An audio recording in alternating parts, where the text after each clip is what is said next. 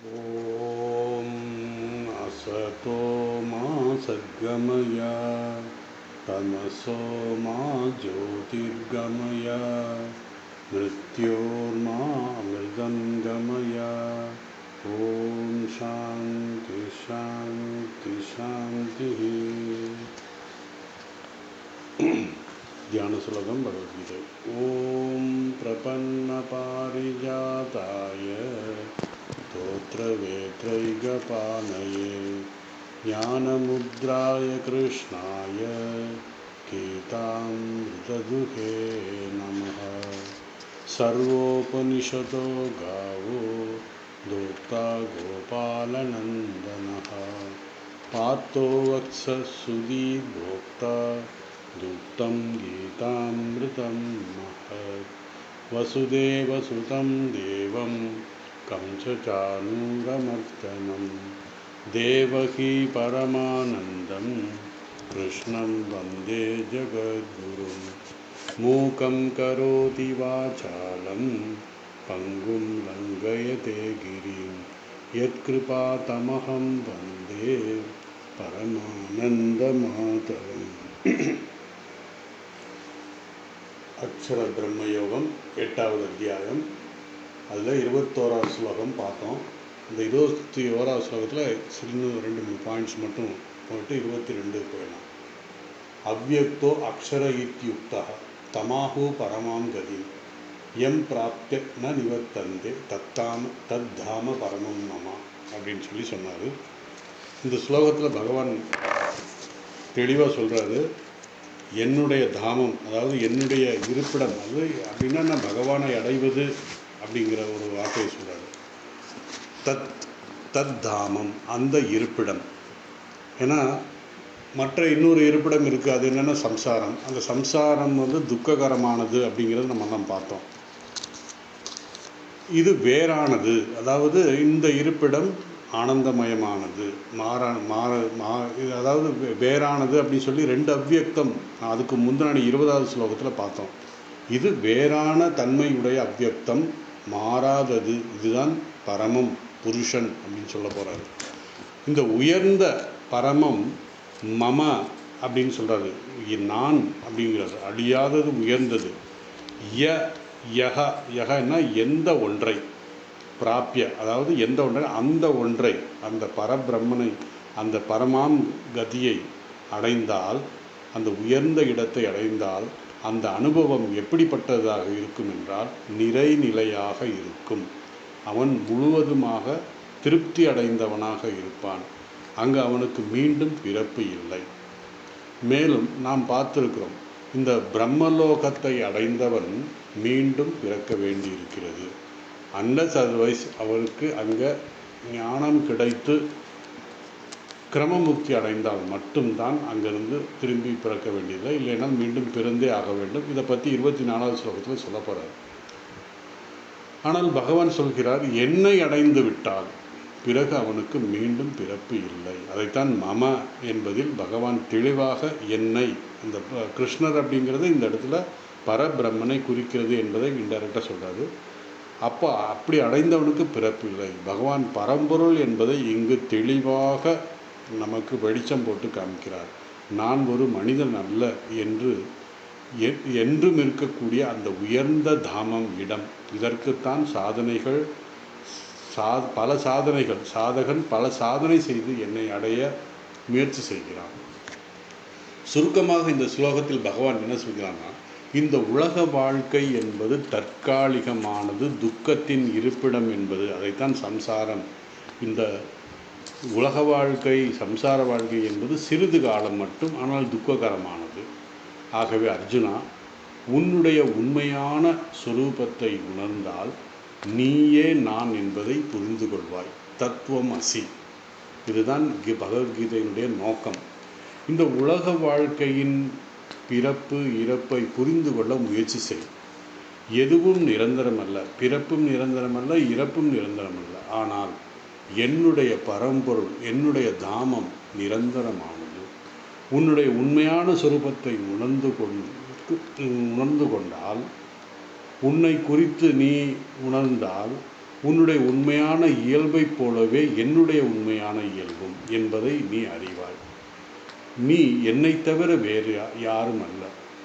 உன்னுடைய உண்மையான சொரூபத்தை புரிந்து கொள்ள என்னை தொடர்ந்து பிரார்த்தனை செய் அப்படின்னு சொல்கிறார். ஒரு அட்வைஸ் கொடுக்குறார். உன் மனதில் என்னை நினைக்க வேண்டும். இவ்வாறு பயிற்சி செய்தால் மரண வேளையில் என் நினைப்பு உனக்கு வரும். பிறகு பிறப்பு இல்லை. இதைத்தான் 8வது அத்தியாயத்தில் முதல் ஸ்லோகத்திலே பகவான் அர்ஜுனன் கேட்ட 7 கேள்வி, முதல் 1, 2, 2 ஸ்லோகத்தில் அர்ஜுனன் பகவானிடம் 7 கேள்வி கேட்டான். அந்த கடைசி கேள்வி 7வது கேள்வி என்னன்னா, இந்த உடல் மரணம் அடையும் வேளையில் நான் உன்னை எப்படி அடைய முடியும், அதாவது உன்னை எப்படி நான் நினைவில் கொள்ள முடியும், அதற்கான வழி என்ன? இது வேறு விதத்தில் பார்த்தால் இந்த வாழ்க்கை என்னுடைய கடைசி பிறப்பாக இருக்க வேண்டும். அப்போ அதுக்கு என்ன செய்ய வேண்டும்? மனக்கட்டுப்பாடுடன் உன்னை அடைய முயற்சி செய்வனுக்கு உன்னை அடைய முயற்சி செய்பவன் என்ன செய்கிறான் அப்படிங்கிறது தான் அந்த கேள்வி என்பது.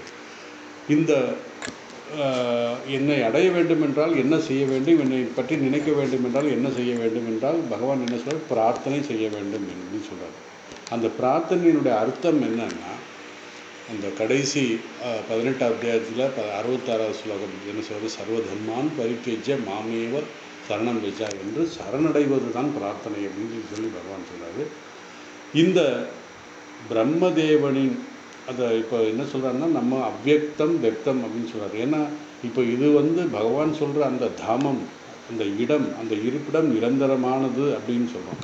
அப்போ நிரந்தரமான இடம் வேண்டும் என்றால் நம்ம இப்போ ஏன் இங்கே இந்த இப்படி எதுக்கு நமக்கு நிரந்தரமான இடம் வேணும் அப்படின்னு நான் சொல்கிறோம் அப்படின்னா, இந்த பிறப்பு இறப்பு மாறி மாறி வெக்தம் அவ்யக்தம் மாறி மாறி வருது அப்படின்னு நமக்கு தரோம். இந்த ரெண்டும் வெக்தமும் அவ்யக்தமும் மாயாஸ்வரூபம்.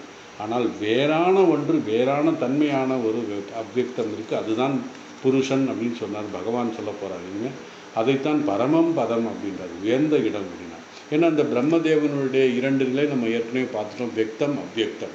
அதைத்தான் பிரம்மாவின் பகல் பொழுது வெக்தம், பிரம்மாவின் இரவு பொழுது அவ்யக்தம்.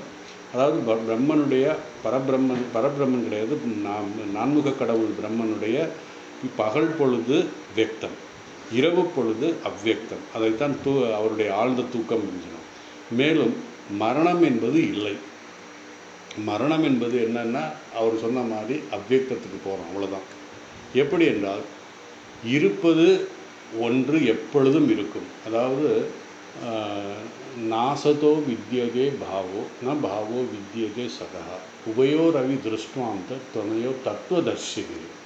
அதாவது இருப்பது உண்மையான தத்துவம் என்றும் இருக்கும், அது மாறாதது, அழியாதது.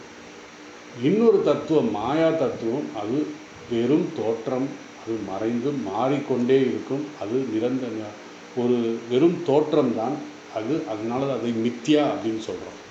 ஸோ நாசத்தோ வித்யதே, எது இருக்குமோ, எது உண்மை தத்துவமோ அது எப்பொழுதும் என்றும் இருக்கும், மாறாமல் இருக்கும் அப்படின்னு சொல்கிறார். அது யாருக்கு தெரியும்? தத்துவதர்ஷிபிகி, தத்துவத்தை ஞானத்தை அடைந்தவர்களுக்கு அது தெரியும் அப்படின்னு சொல்கிறார்.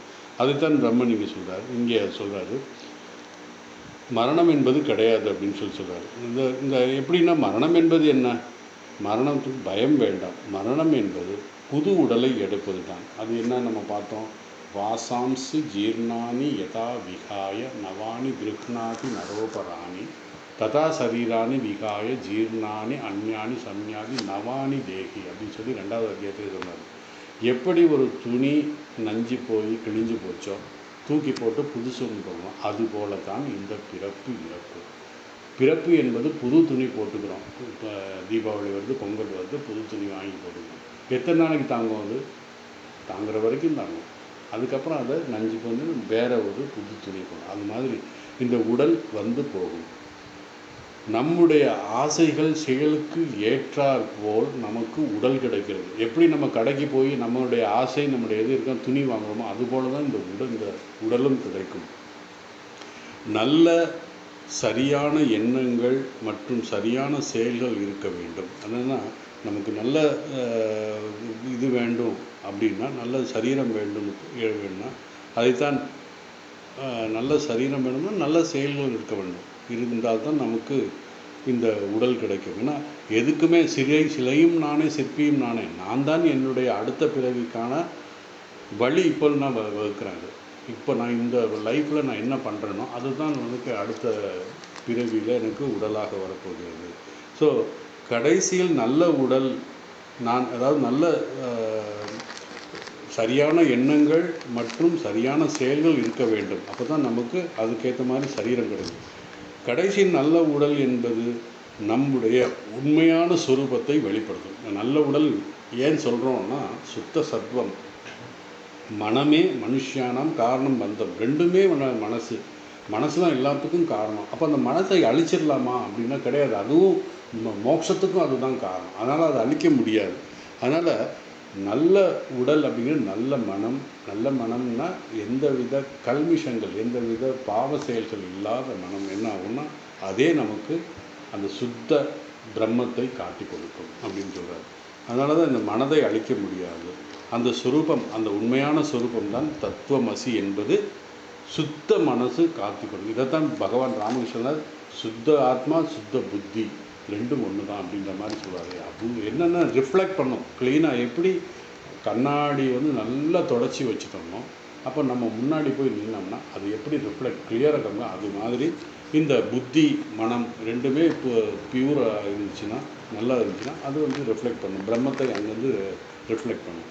மேலும் இந்த ஸ்லோகத்தில் 2 முறை அவ்வியக்தம், அதாவது சென்ற ஸ்லோகத்தில் சொன்னார் 2 அவ்வியக்தம் சொன்னார். முதலாவது அவ்வியக்தம் நான்முக கடவுள் பிரம்மனுடையது. அது வியக்தமும் அவ்வியக்தம் மாறி மாறி வரும். 2வது அவ்வியக்தம் மாயா சொரூபமானது. அதாவது நான்முக கடவுளுடைய பிரம்மனுடைய அவ்வியக்தம் வியக்தம். அந்த அவ்வியக்தத்தை காட்டிலும் வேறான அவ்வியக்தம் ஒன்று இருக்குது. அதுதான் அந்த பிரம்மம் அப்படின்னு சென்று சொல்கிறார். அதாவது வெளிப்படாத நிலையில், மாறாத நிலையில் உடையவன் அந்த பரபிரம்மன். அதைத்தான் முக்தி, அதான் பரமசாந்தி, பரமாகதி, அக்ஷரம் அப்படிங்கிற நிர்விகல்ப சமாதி என்றெல்லாம் சொல்கிறோம். மாறக்கூடிய இன்னொரு அவ்வியக்தம், அது அவ்வியக்தமாக இருந்தாலும் அது மாயாரூபமானது, தோற்றமாக இருக்கிறது அப்படின்னு சொல்கிறார். ஏன் பகவான் துன்பகரமான விதவிதமான உலகத்தை படைத்தான்?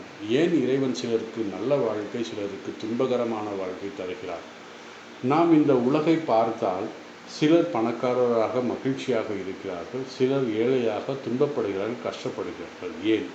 இவைகள் எல்லாம் இந்த விதவிதமான சங்கடத்தை, துக்கத்தை, வித்தியாசங்களை ஏன் உண்டாக்குகிறார் அப்படின்னா, பகவான் சொல்றாரு, நான் உண்டாக்கவில்லை, உன்னுடைய மனம்தான் உண்டாக்குகிறது. நாமே நம்மை ஏழையாகவும் நாமே நம்மை பணக்காரராகவும் செய்து கொள்கிறோம். இந்த வாழ்க்கையில் நாமே படைத்தவர்கள், இந்த வாழ்க்கை நாமே படைத்தவர்கள். அதேபோல் நாமே காப்பவர்கள், நாமே அழிப்பவர்கள் ஆகிறோம். நாமே இந்த வாழ்க்கைக்கு முழு காரணம். மிக முக்கியமான கருத்து இது. என்னுடைய உடல் மனம் இந்த சூழ்நிலைக்கு நானே காரணம். என்னுடைய உலகத்தை நான் தான் படைத்தேன். நாம் இந்த வாழ்க்கை கிடைத்திருக்கிறது ஒரு சந்தர்ப்பம். அதாவது இந்த வாழ்க்கை கிடைத்திருக்கிறது. இந்த சந்தர்ப்பத்தை பயன்படுத்தி அடுத்து வருகின்ற வாழ்க்கை சிறப்பாக இருக்க நாம் முயற்சி செய்கிறோம். இறைவன் நம்மில் எந்த பாகுபாடும் பார்ப்பதில்லை. எல்லோரும் இறைவனுடைய குழந்தைகள் தான். நாமே பொறுப்பு நம்முடைய வாழ்க்கைக்கு. ஸோ நம்மிடம் இந்த தெய்வீகத்தன்மை இருக்கிறது. அந்த தெய்வீகத்தன்மையை வெளிப்படுத்துவது தான் இந்த பிறப்பு இறப்பு. நாம் அடுத்த ஜென்மத்தில் புது உடலை எடுக்கிறோம், நமக்கு கிடைக்கிறது. ஆனால் பழைய மனம், பழைய சம்ஸ்காரங்கள் அப்படியே இருக்கும். அதுதான் சூக்ஷ்ம சரீரம் அப்படின்னு சொல்கிறோம். இதைத்தான் நம்ம பார்த்தோம்.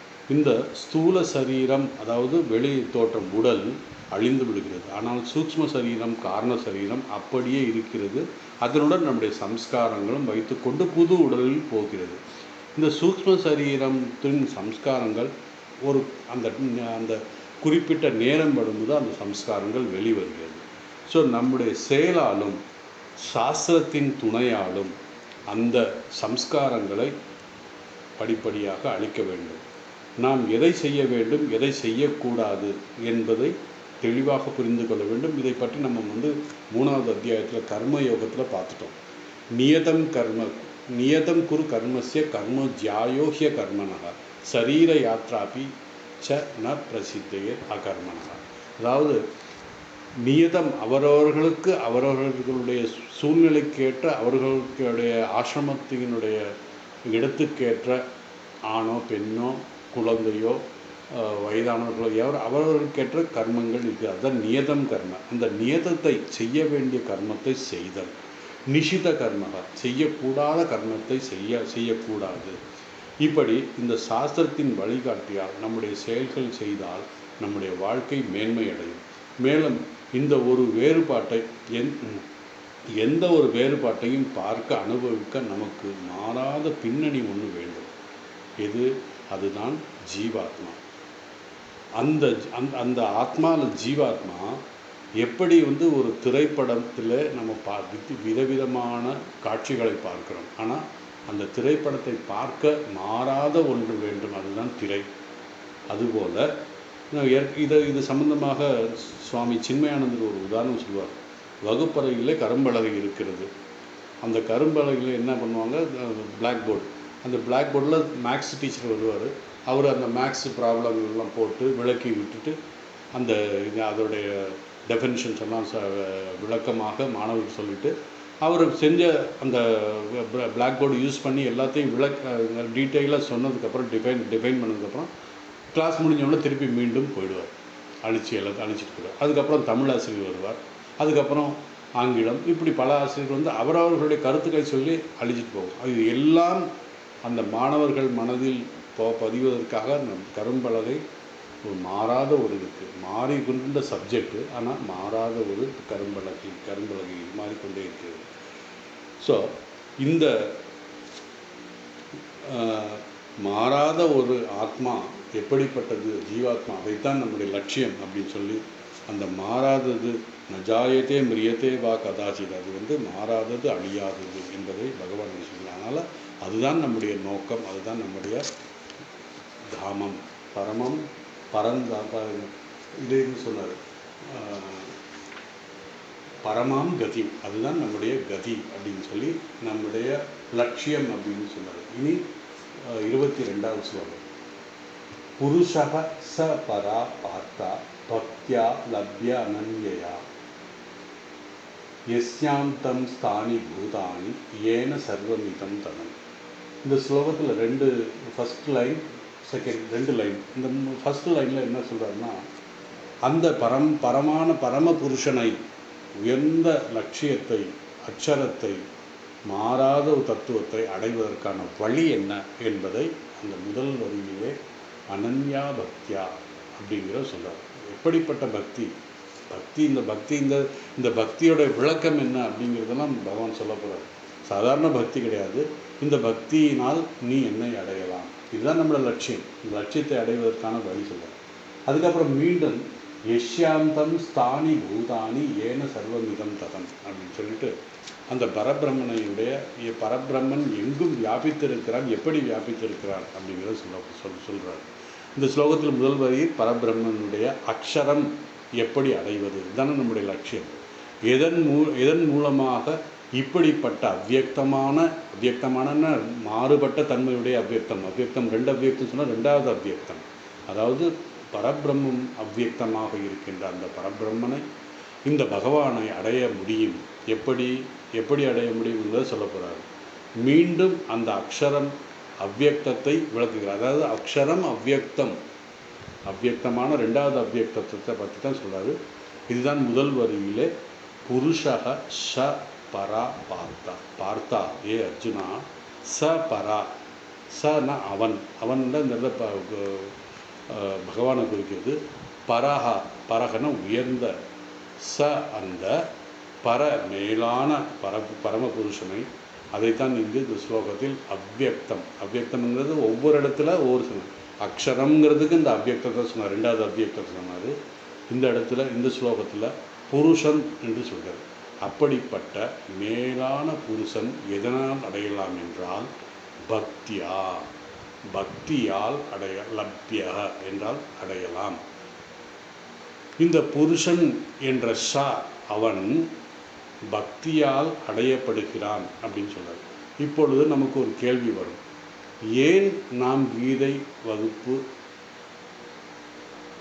கீதை கிளாஸ் ஏன் அட்டன் பண்ணணும், ஏன் நம்ம கீதை கிளாஸ் கேட்கணும் அப்படிங்கிற ஒரு கேள்வி வரும்னா, பக்தி இருந்தால் போதுமே, என்னை அடைய வேண்டும் என்றால் பக்தி போதும் அப்படின்னு சொல்லி பகவான் இந்த ஸ்லோகத்தை சொல்லிட்டாரே அப்படிங்கிற நமக்கு ஒரு கேள்வி வரும். அப்போது இந்த பக்தி எப்பேற்பட்ட பக்திங்கிறது நம்ம தெரிஞ்சுக்கணும். பக்தியால் அவனை அடையலாம் என்று பகவான் சொல்கிறார். எத்தகைய பக்தன், ஆனால் எத்தனையோ வகையான பக்தர்கள் பார்க்குறோம். உதாரணமாக சொன்னோம்னா, நம்ம எத்தனையோ பக்தர்களை நம்ம வாழ்நாளில் பார்க்குறோம்.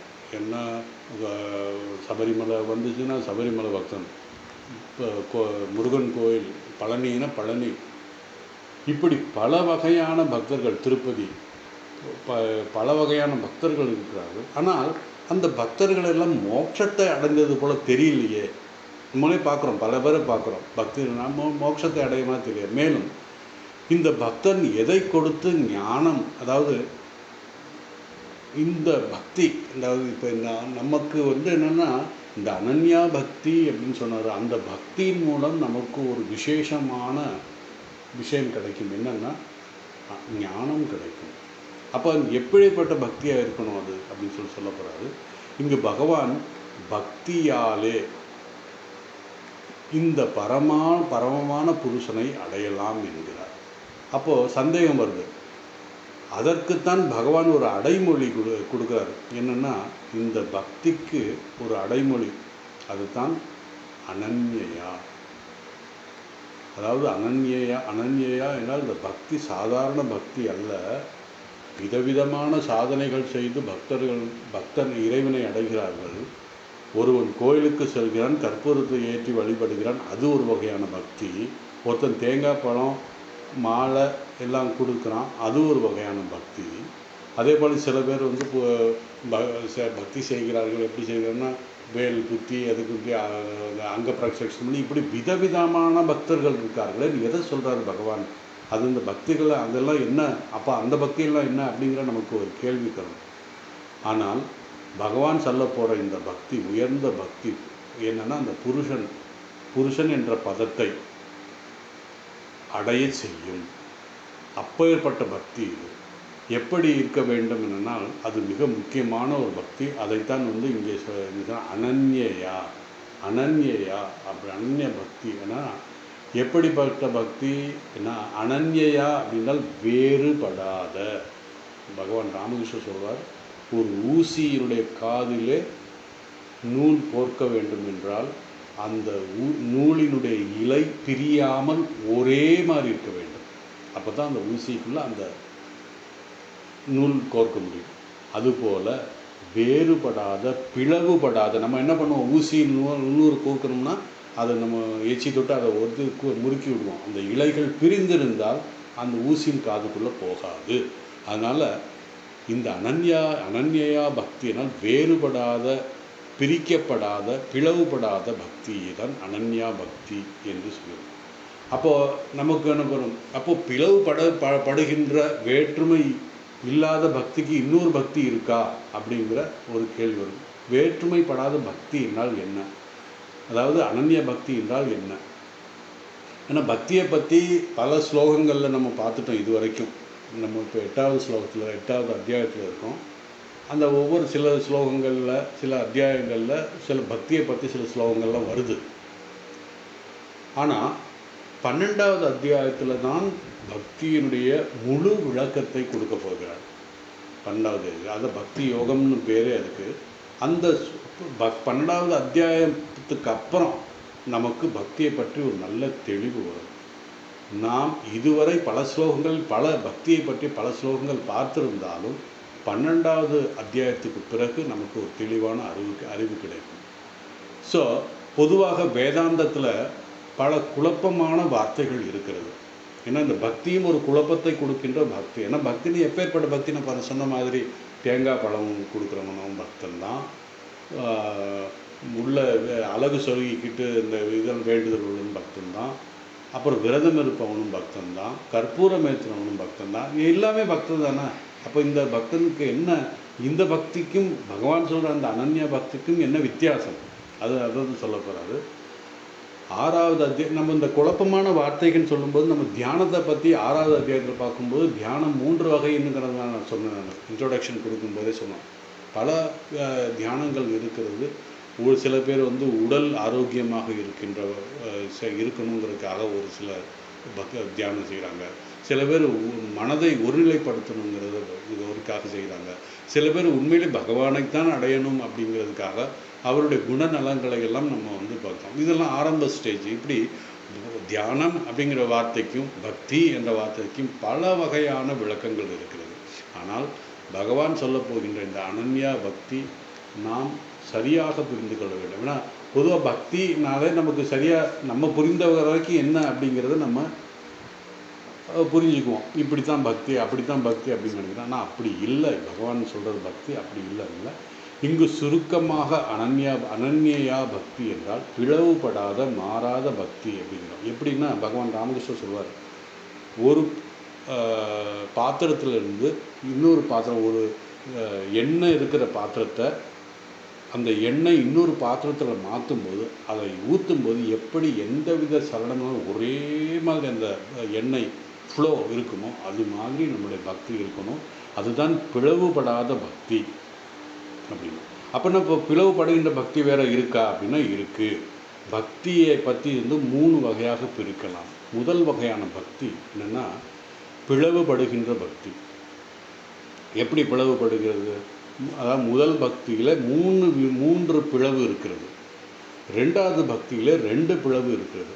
3வது வகையான பக்தியில் எந்த பிளவும் கிடையாது, பிரிக்க முடியாத பக்தி. அதைத்தான் அனன்யா பக்தி அப்படின்னு சொல்லி பகவான் சொல்கிறார். இப்போது முதலாவது சொன்ன, அதாவது 3 பிளவு உடைய பக்தி என்ன அப்படின்னு பார்த்தோம்னா, நம்ம பார்த்தோன்னா பக்தன், அதாவது பக்தி செய்யக்கூடிய நான் யார் மேலே பக்தி செய்கிறேன்? பகவான் மேலே, ஈஸ்வரன் மேலே பக்தி பண்ணுறேன்.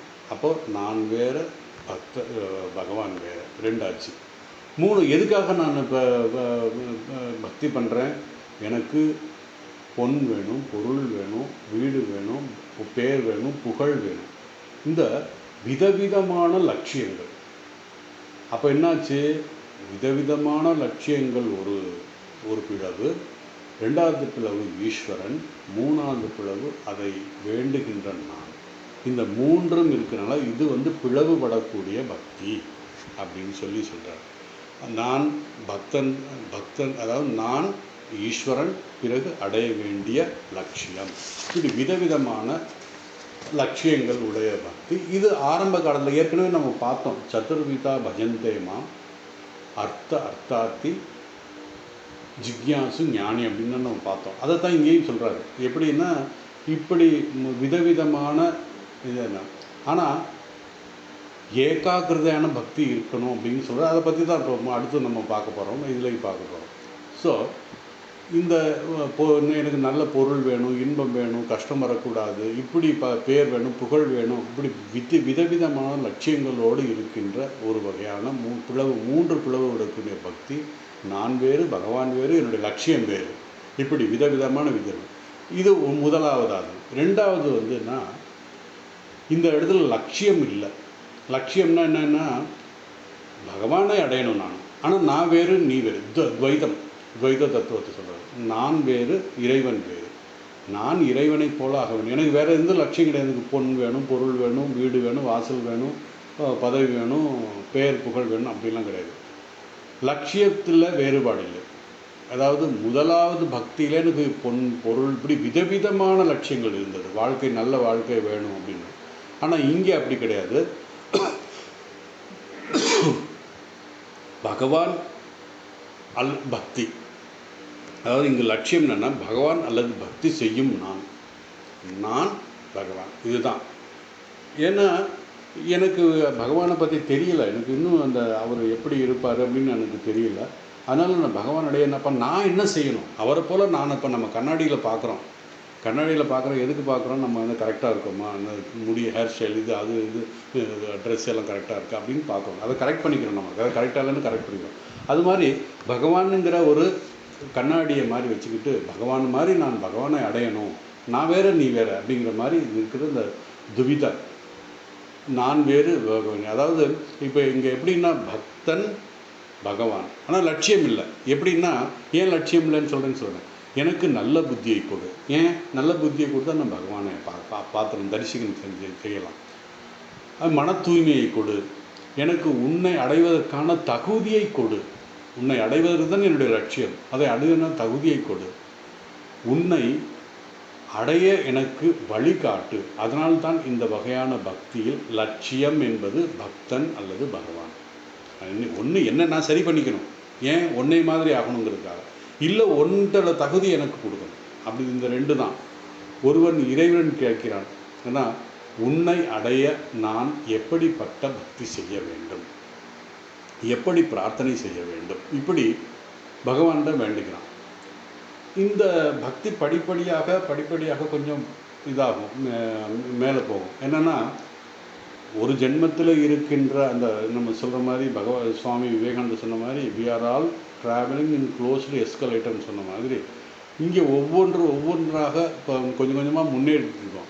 முன்னேறிட்டு இருக்கும்போது அதை ஒருத்தன் கேட்டானா, ஏன் பகவான் எல்லோரையும் ஒரே மாதிரியாக படைக்கவில்லை அப்படின்னு கேட்குறாங்க. அப்போ சொல்கிறார் பகவான், ஒருத்தர் சொல்கிறான், இன்னொருத்தர் சொல்கிறான், ஒரு தடவை பண்ண தப்பு பகவான் ரெண்டாவது தடவை செய்ய மாட்டார் அப்படின்னு சொல்லி. ஏன் சொல்கிறேன்னா, நாம் படிப்படியாக முன்னேறி கொண்டிருக்கோம், தெரிஞ்சோ தெரியாமலையோ. அதனால் ஒரு தடவை நம்ம செஞ்ச தப்பு இன்னொரு தடவை பண்ணுறது வந்து சொல்லுவோம். ஸோ இந்த ரெண்டு வகையான பிரிவு, முதல் வகையான பக்தி 3 பிரிவு, ரெண்டாவது வகையான பகவான் பக்தன், இது மட்டும்தான். பக்தன் மற்றும் பகவான், இந்த ரெண்டு மட்டும்தான். அவன் என்னை பிரார்த்தனை செய்வான். அதாவது அவன் என்ன பிரார்த்தனை செய்கிறான், நான் பண்படவில்லை. அதாவது பக்தனாக இருந்த அவன் பகவான்கிட்ட என்ன வேண்டியது, நான் இன்னும் பண்படவில்லை பகவானே, என்னை நீ செம்மைப்படுத்து, இதுதான் என்னுடைய லட்சியம், ரிஃபைன் மீ, நான் இன்னும் தூய்மைப்படுத்த வேண்டும். ஆகவே இங்கு நான் பகவான், லட்சியம் என்பது என்னை நீ நான் சரி செய்து கொண்டு உன்னை அடைய வேண்டும், அல்லது உன்னிடத்தில் இருக்கின்ற பண்புகளை எனக்கு கொடு, இதுதான் இது. ஆக லட்சியம் இல்லை. பகவான் மீது பக்தி செலுத்துவது, என் மீது பக்தியை கொடு, அதைத்தான் இந்த சொல்கிறேன். அப்போ அடுத்து இது ரெண்டாவது. மூணாவது பிரிவு அப்படின்னா என்னன்னா, அங்கே ஒன்று தான். என்னன்னா, அதைத்தான் அத்வைத ரூப பக்தி. பகவான் மீது பக்தி செலுத்துவது என் மீது நான் பக்தி செலுத்துவது போல. இப்போ எப்படின்னா, இது நமக்கு புரியாது. நான் அதை 6வது அத்தியாயத்தில் 30வது ஸ்லோகத்தில், ஆத்ம கௌமியேன சர்வத்திர சமம் பஷ்யதியோ அர்ஜுனா சுகம்பா எதிவா துக்கம் சயோகி பரமோ மதாமிச்சினார்.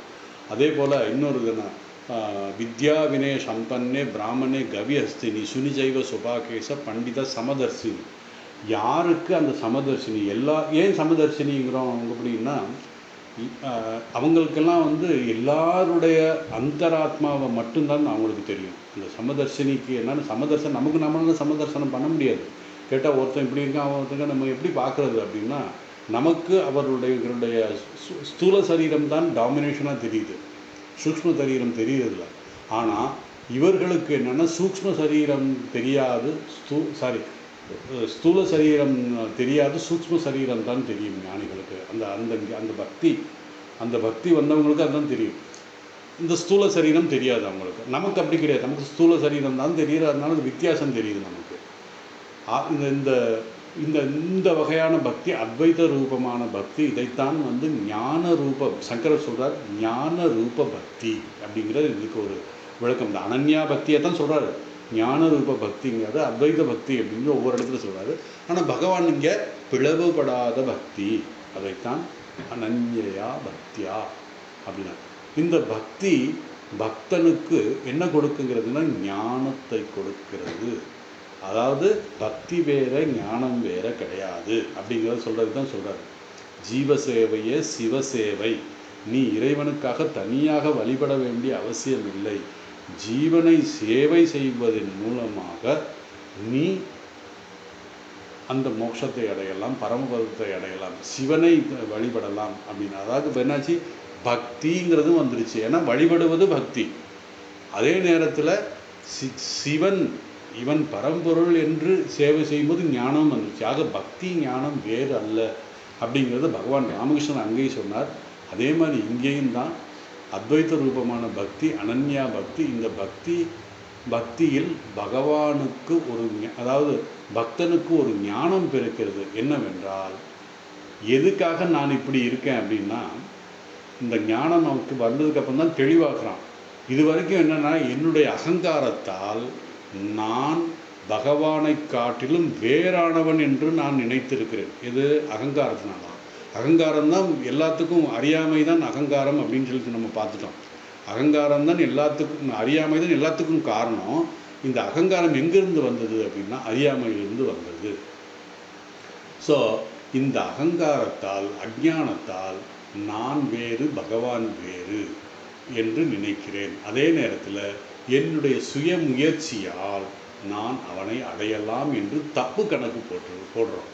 ஆகவே தான் இந்த பக்தி இருப்பது ஒன்றே ஒன்று தான். அதை நான் என்று சொல்லலாம், அல்லது பகவான் என்று சொல்லலாம். ரெண்டாவது விதமான பக்தி நான் வேறு, பகவான் வேறுன்னு சொல்லலாம். முதல் இந்த பக்தர் இதில் என்னை நான் சொல்லலாம், அல்லது பகவான் அப்படின்னு சொல்லலாம். அதில் தான் எந்த பிரிவும் கிடையாது. இதில் இது அல்லது அது, நான் அல்லது பகவான் என்று சொல்லலாம். அதைத்தான் இந்த ஸ்லோகத்தில் அனன்யா பக்தியா, நான் பகவானை நேசிக்கிறேன், அதாவது நான் பகவானை வழிபடுவது, நேசிப்பது என்னை நான் வழிபடுவது போல. இதைத்தான் பகவான் ராமகிருஷ்ணர் அந்த தட்சிணேஸ்வரத்தில் பூஜாரியாக இருக்கும்போது தன்னைத்தானே பவதாரணி என்று நினைத்தார். அதுக்கு என்ன பண்ணுவார்னா, ஒரு பூ எடுத்து தலையில் வச்சுட்டு தியானம் பண்ணி தன்னை பவதாரணி என்று நினைப்பார். அப்போது என்னாச்சு, நானே அவன் அப்படிங்கிற ஒரு இது வந்துச்சு. ஸோ என்னை நான் நேசிப்பதின் மூலம் நான் பகவானை நேசிப்பது, என்னை நான் நேசிப்பது ஒன்றுதான். சிலர் சொல்கிறார்கள், ஆரம்பத்தில் உன்னை போல மற்றவரை, அதைத்தான் சொல்கிறேன்னா ஆத்ம உபம்யேன சர்வத்திர. நான் ஒருவரை நம்ம பார்க்குறேன் அப்படின்னா, எனக்கு வெயில் காலத்தில் கூல்ட்ரிங்க்ஸ் வேணும் அல்லது இளநீ வேணும்னா அதே தான் மற்றவனுக்கு இங்கே இருக்கிறவங்க எல்லாருக்கும் தேவைப்படும். அதே மாதிரி ரொம்ப வெயில் அதிகமாக இருக்குன்னா ஏசி எனக்கு தேவைப்படுதுன்னா மற்றவங்களுக்கும் தேவைப்படும். அதே போல் தான் எல்லா விஷயமும் தெரியுது. எனக்கு என்ன வேணுமோ அதே தான் ஆத்ம உபம்யேன. ஏன் அவனுக்கு இந்த ஸ்தூல சரீரத்தை பார்க்காமல் சூக்ஷ்ம சரீரத்தில், ஏன் எல்லாருடைய அந்தரத்திலும் அந்த அகத்திலும் அந்த பகவான் இருக்கிறான். அதனால் எல்லாரையும் ஒன்றா பார்க்கலாம். அப்படித்தான் இந்த அனன்யா பக்தி மூலம் அப்படி தான் பார்க்குறான். அந்த ஞானம் வந்துருச்சு அவனுக்கு, நான் வேறு அவன் வேறு அல்ல அப்படிங்கிறது. அதை தான் ஆத்ம சொன்னார். இந்த ஞானம் விட்டால் என் மீது செலுத்தும் அன்பு மற்றவர்களிடம் நான் செலுத்துவேன். அதாவது நான் என்னிடம் செலுத்துகின்ற அன்பும் மற்றவர்களிடம் செல்லும் அன்பும் ஒன்று தான். எந்த வித்தியாசமும் இருக்காது. எனக்கு மட்டும் 2 இட்லி கூட வச்சுட்டு மற்றவனுக்கு சாப்பிடலினாலும் பரவாயில்ல அப்படின்னு நினைக்க மாட்டோம். இப்போ ஏனென்றால் எல்லா ஜீவராசிகளிடத்திலும் ஒரே ஒரு ஆத்மா, அந்த பரம்பொருள் தான் இருக்கிறான். அதைத்தான் பகவான் இங்கு அனன்யாயா பக்தியின் மூலம் இந்த ஞானம் உனக்கு கிடைக்கும். இதைத்தான் பக்தியின் கடைசி நிலை, உச்ச நிலை. இந்த இடத்தில் ஞானம், பக்தி, கர்மம் எல்லாம் ஒன்று சேர்ந்துடும். இந்த நிலையில் பக்தன் பகவான் என்ற பேதம் இல்லாமல் அவனுடைய முழு அன்பு எல்லா ஜீவராசிகளிடத்திலும் வைக்கிறான். ஏன் எல்லா இடத்திலும் அவன் பகவானை பார்க்குறான். அதுக்கு தான் உதாரணமாக நம்ம ஏற்கனவே பார்த்தோம். வாமதேவர் காசியிலிருந்து கங்கா ஜலத்தை எடுத்துக்கொண்டு, கங்கா தீர்த்தத்தை எடுத்துக்கொண்டு ராமேஸ்வரத்துக்கு சிவபெருமானை அபிவேசகம் செய்வதன் மூலமாக புண்ணியம் கிடைக்கும் என்று அங்கிருந்து அந்த தண்ணீரை தூக்கிட்டு எத்தனையோ கிலோமீட்டர் நடந்து வந்தார். வரும்பொழுது ஜஸ்ட் ஒரு 100 அடிக்குள்ள, கோவிலை அடைவதற்கு 100 அடி 150 அடிக்குள்ள சாகும் தருவாயில் இருக்கின்ற, அதாவது தேர்ஸ்டிங், அந்த வெயில் காலத்தில் வெயில் நேரத்தில் ஒரு கழுதை தண்ணி இல்லாமல் சாகும் தருவாயில் கிடந்தது. அப்போ பார்த்தார் அவர் நாமதேவர். எனக்கு வெயிலில் எவ்வளோ தாகம் வரும், என்ன எவ்வளோ துயரம் வரும்னு தெரியும் எனக்கு.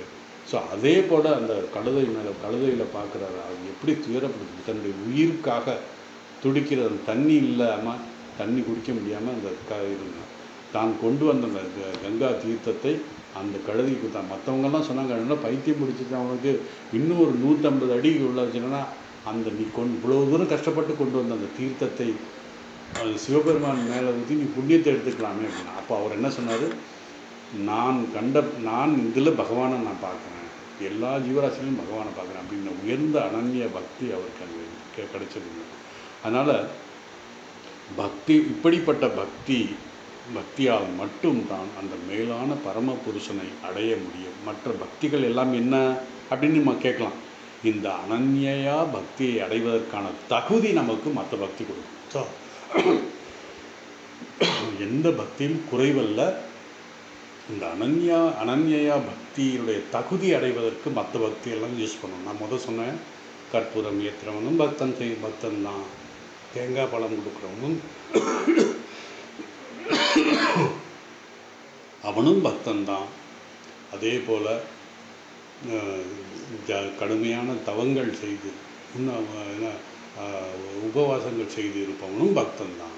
இந்த ஞானம் வந்ததுக்கு அப்புறம் தான் இந்த இதெல்லாம் எதுக்குன்னா தகுதி வரணும். எல்லா இந்த அனன்யா பக்தி என்ன அப்படிங்கிற இந்த தகுதி கிடைக்கிறதுக்காகத்தான் இதெல்லாம் செய்யலாம். அதனால் எந்த பக்தியும் தவறானதல்ல, எந்த பக்தியும் வேஸ்ட் ஆகாது. அதாவது எல்லாமே நியாயமானதான். இப்போ இந்த மற்ற பக்திகள் என்ன கிடைக்கும் நமக்கு, விதவிதமான லட்சியத்தை அடையலாம், அதை தான் நம்ம பார்த்தோம். அல்லது மேக்சிமம் சகுண பிரம்மனை அடையலாம், நம்ம இந்த தேவதைகளையும் நம்ம அடையலாம் அப்படிங்கிறது தான் அந்த. ஆனால் இந்த அனன்யா பக்தியின் மூலமாக அந்த பரபிரம்மனை அடையலாம். மற்ற பக்தியை காட்டிலும் இது வேறானது. மற்ற பக்திகள் எல்லாம் மாயையுடன் கூடிய ஈஸ்வரனை அடையலாம். ஆனால் இந்த அனன்யா பக்தியின் மூலமாக அந்த பரம்பொருளை அடையலாம். அதனால தான் அத்வைத பக்தி பரம புருஷனை அடைவதற்கு இந்த அனன்ய பக்தி, அதாவது அத்வைத பக்திங்கிறதும் சரி, ஞான சுரூபமான பக்திங்கிறதும் சரி, எல்லாமே அந்த பரம்பொருளை அடைவதற்காக மட்டும்தான். இதைத்தான் பகவான் ராமகிருஷ்ணன் தக்ஷிண சுரத்தில் மா எந்தவித பிளவு இல்லாமல் முழு மனதையும் செலுத்தி கடைசி நானே அவன் அப்படிங்கிறதை புரிந்து கொண்டார்.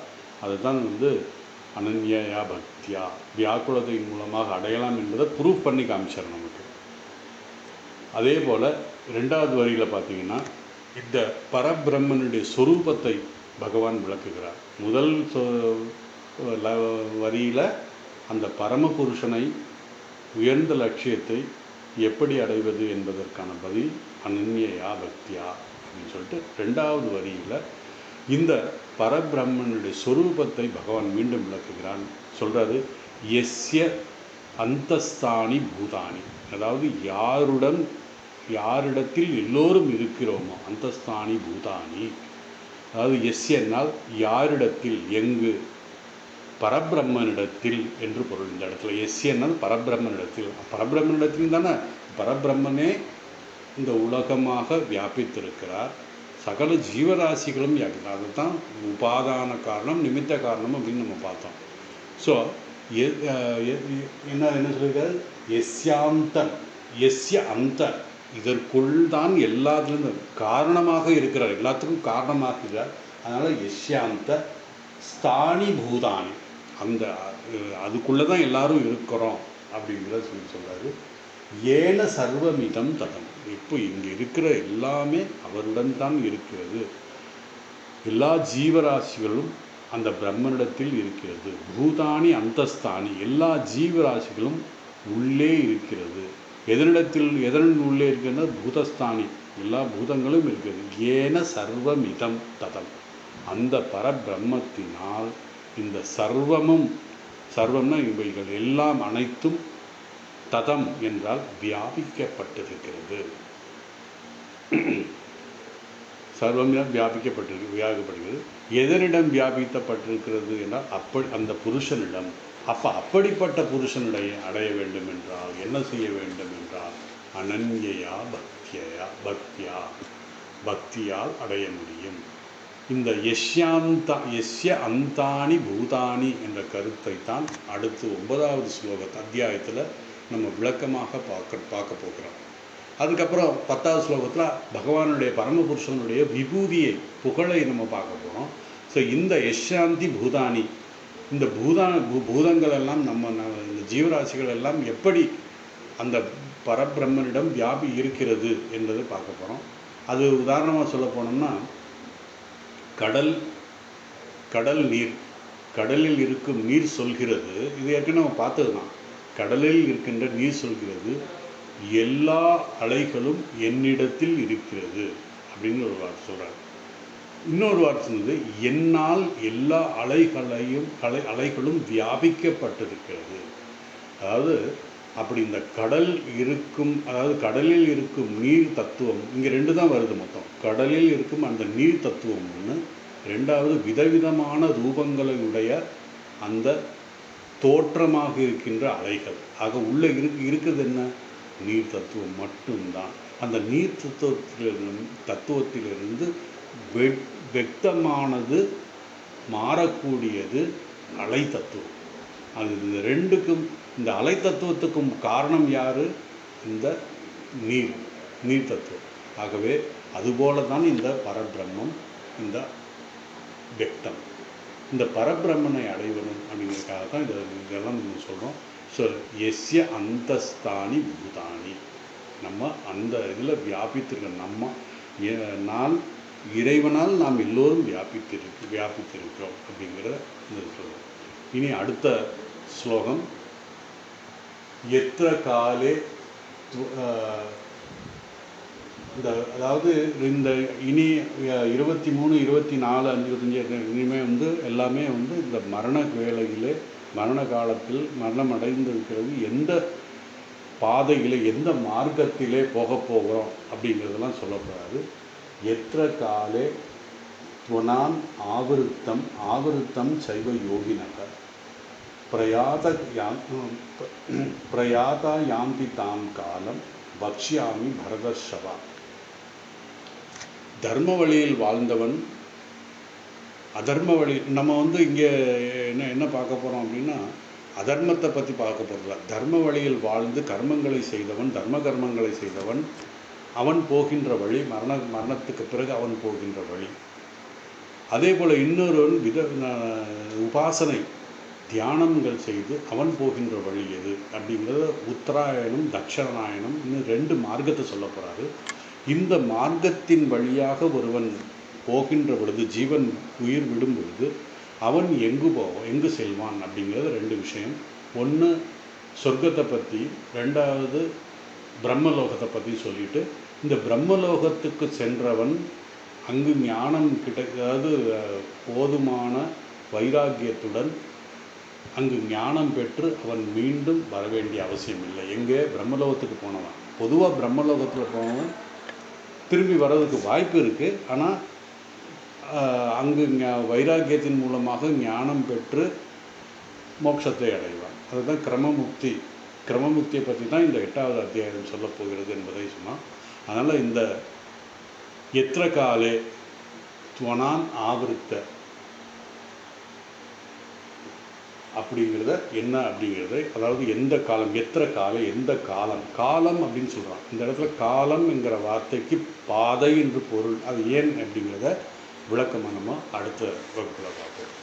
ஓம் வசுதேவ சுதம் தேவம் கம்சசாணூரமர்த்தனம் தேவகி பரமானந்தம் கிருஷ்ணம் வந்தே ஜகத்குரும்.